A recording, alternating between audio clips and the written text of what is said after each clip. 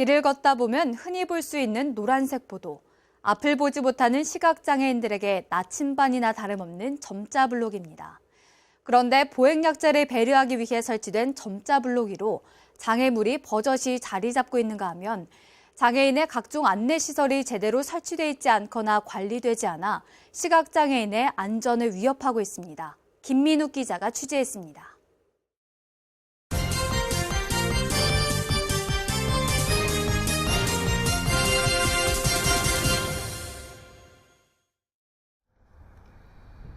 간만에 외출을 나온 시각장애인 윤경아 씨. 앞을 보지 못해도 똑바로 걸을 수 있는 건 보행로를 따라 나 있는 점자 블록 덕분입니다. 그런데 길을 걷던 윤 씨가 이내 멈춰섭니다. 점자 블록 위로 떡하니 자리 잡은 장애물 앞에서 갈 길을 잃은 겁니다. 아무것도 모르는 상태에서는 이게 뭐고 어디서 끝나고 어디서 시작되는 지점은 알지만 어디서 끝나는지 몰라서 계속 그 시설물을 그다음에 장애물을 계속 케인으로 이렇게 더듬어 가다 보면 제가 가야 되는 그런 길에서 그 시간이나 이런 낭비가 되게 심하고 또 안전에 대한 위협을 받습니다. 윤 씨가 마주한 건 서초구청이 운영하는 한파대피소, 이른바 서리풀 이글루였습니다. 그 주민요청에서 이글루가 설치됐는데 좀 불가피하게 그렇게 된 것 같은데 최대한 빨리 하려고 해요.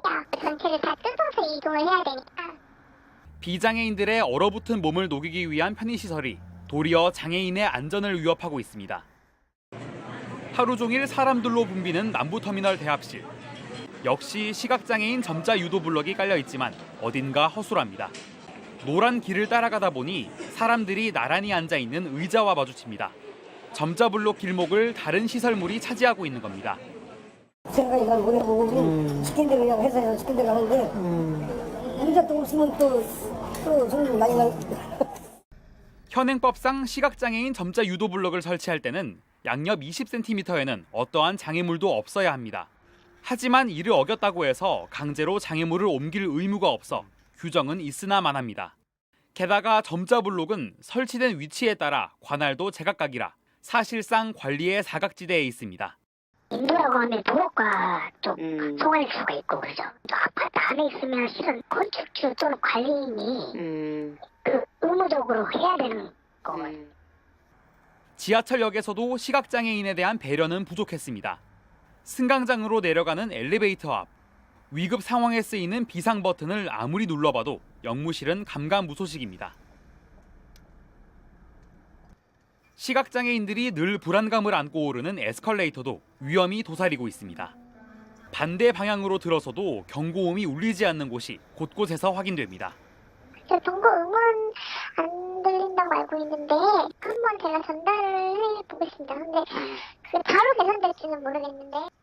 지난 12월 한국소비자원 조사 결과 서울시 주요 지하철역 14곳에서 에스컬레이터 반대 방향으로 가도 경고음이 울리지 않았고 4곳은 아예 점자 표지판이 없어 시각장애인 안전사고 발생 위험이 높았습니다.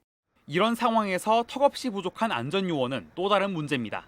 지난해 11월에는 지하철 스크린도어 교체 공사가 한창이던 방배역에서 시각장애인 48살 A씨가 선로로 추락했습니다.